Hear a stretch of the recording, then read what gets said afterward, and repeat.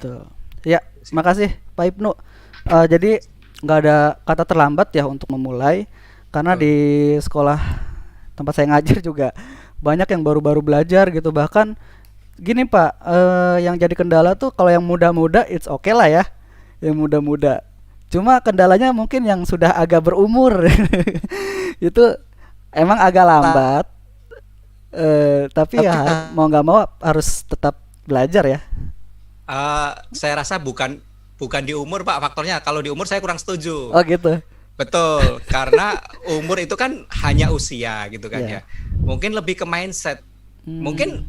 kalau Bapak lihat di kiri kanan banyak yang usia kolonial ya, bukan milenial, Ini tetapi istilah baru nih. mindsetnya mindsetnya justru yang milenial gitu kan. Artinya mengikuti perkembangan zaman ya. Kembali lagi ke literasi sih. Selama literasinya bagus ya, dia terus belajar mengikuti perkembangan.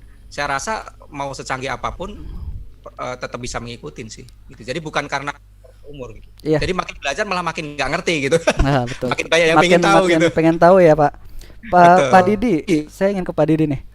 Ya, Kita kan Indonesia, pendidikan Indonesia ya, sudah ingin sebenarnya dari tahun-tahun lalu itu mendekati pembelajaran digital ya, Pak. Nah, dengan adanya pandemi ini kita seperti dipaksa atau terpaksa gitu ya, Pak ya. Bener seperti itu, Pak ya? ya, Itu eh, jadi tantangan atau jadi peluang juga bisa mungkin ya? ya betul. Bisa dilihat dari berbagai macam sudut pandang. Jadi kalau tadi pertanyaannya apakah sekolah selain sekolah yang sama seperti Al Muslim ini bisa melakukan pembelajaran digital? Hmm. Jawabannya pasti bisa, tapi dengan tingkatan yang berbeda gitu ya. Jadi saya sih yakin orang Indonesia itu pinter-pinter kok, malah lebih canggih. Anda tahu WhatsApp? Sekarang WhatsApp itu sebuah aplikasi, sebuah platform yang bukan didesain untuk pembelajaran, Hmm. ya kan? Betul Pak, betul. Setuju saya. Tapi kenapa orang Indonesia dengan kehebatannya bisa menggunakan WhatsApp untuk untuk proses pembelajaran? Itu orang Indonesia itu udah kreatif itu, udah hebat. Mungkin diketawain sama orang-orang yang di negara maju itu. Belajar kok pakai WhatsApp gitu. Emang WhatsApp buat apa gitu? Karena mungkin biasanya WhatsApp doang, Pak. Ya, makanya tadi saya bilang pembelajarannya dengan berbagai macam tingkatan. Cuma eh, Indonesia ini kan harus bergerak maju. Bagaimanapun kita harus menyadari kita sekarang berada di zaman apa, gitu. Ya, orang-orang yang usianya sudah di atas 40 tahun, tentunya bukan milenial lagi, ya. Itu eh, konsekuensi logis dari seorang guru ya harus mengikuti perkembangan. Kan kita diajarkan, didiklah anak didikmu, murid-muridmu sesuai dengan zamannya. Betul. Itu konsekuensi logis. Guru harus berubah gitu. Nggak mungkin mempersiapkan generasi yang akan datang itu dengan pola pembelajaran masa lalu. Nggak bisa. Jadi paradigma kita mengajar itu adalah mempersiapkan generasi yang akan hidup di masa yang akan datang.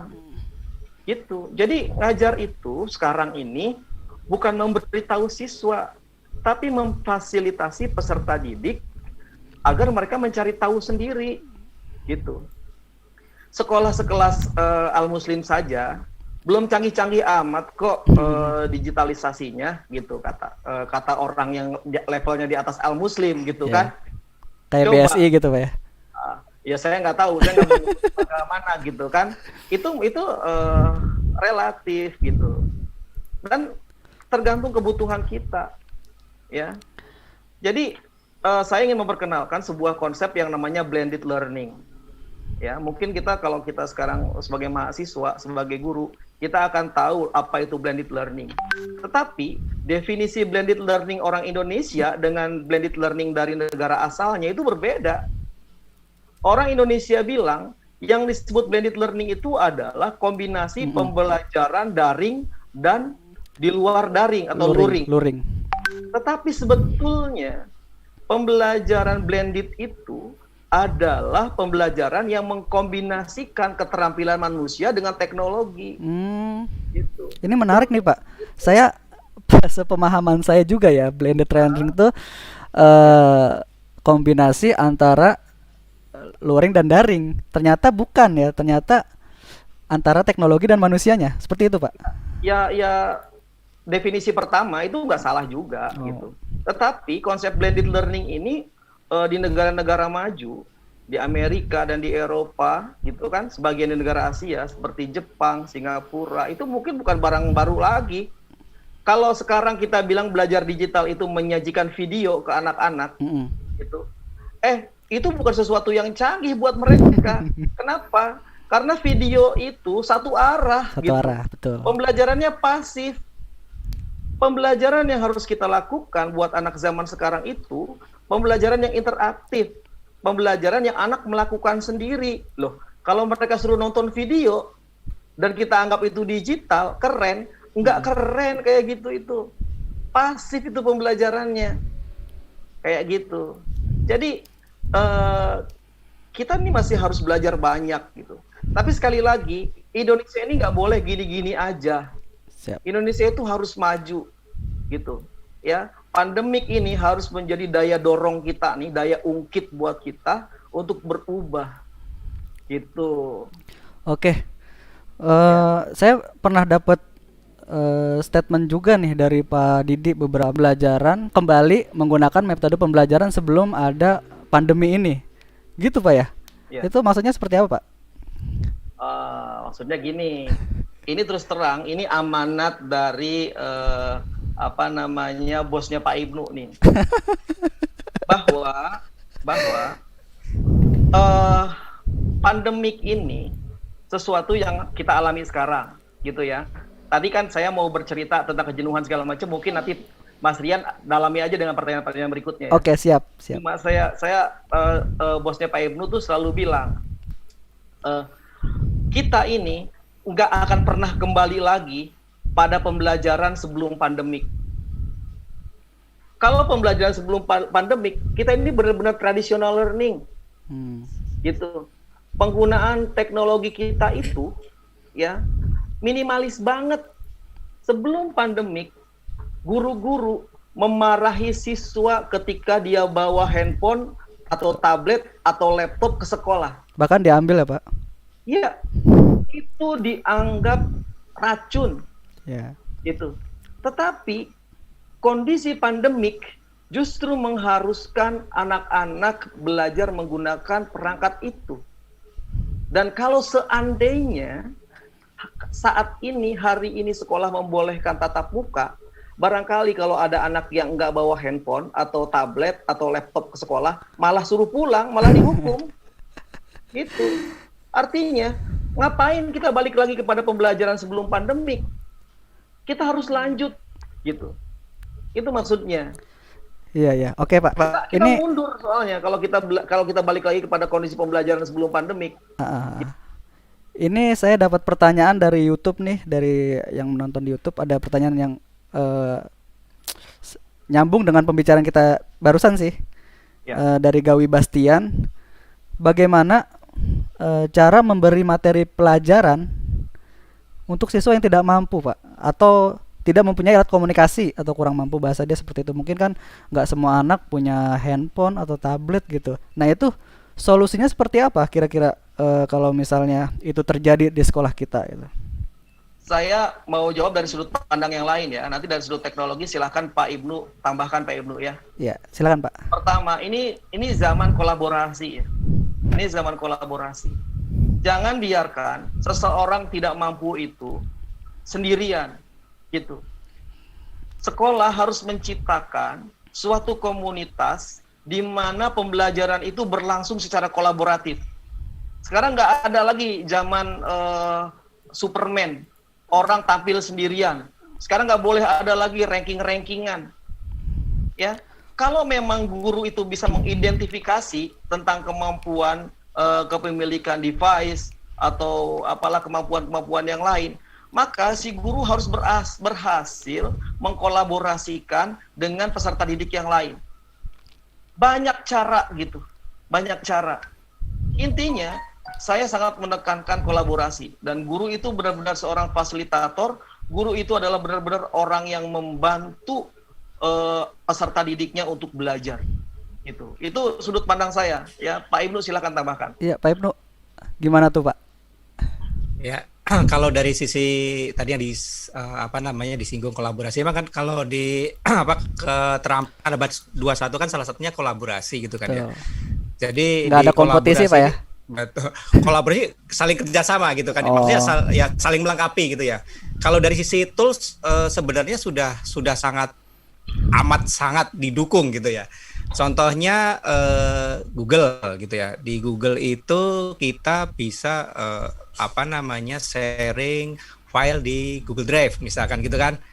Google Drive itu dari sisi yang storage-nya gitu kan. Kalau dari sisi pekerjaannya, misalnya kita punya dokumen Word, Office, kalau di Google itu kan untuk pengolah kata maupun Halo, suara saya putus-putus Pak ya?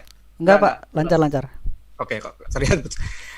Sama mengerjakan pekerjaan yang sama di dokumen yang sama dengan akun yang berbeda-beda gitu ya. Misalkan ada siswa disuruh bikin tugas praktikum, laporan praktikum misalkan gitu kan. Ada 5 bab gitu kan ya. Dari masing-masing orang ini, misalkan 5 orang, si A mengerjakan bab 1, si B bab 2, si C bab 3 dan seterusnya dalam satu dokumen yang sama, dikerjakan berbarengan, itu bisa gitu. Kalau misalkan mereka di tempat yang berbeda menggunakan gadget masing-masing, bisa lah gitu. Nah, kalau misalkan tadi pertanyaannya kok nggak ada gadgetnya misalkan gitu ya. Nggak ada alatnya.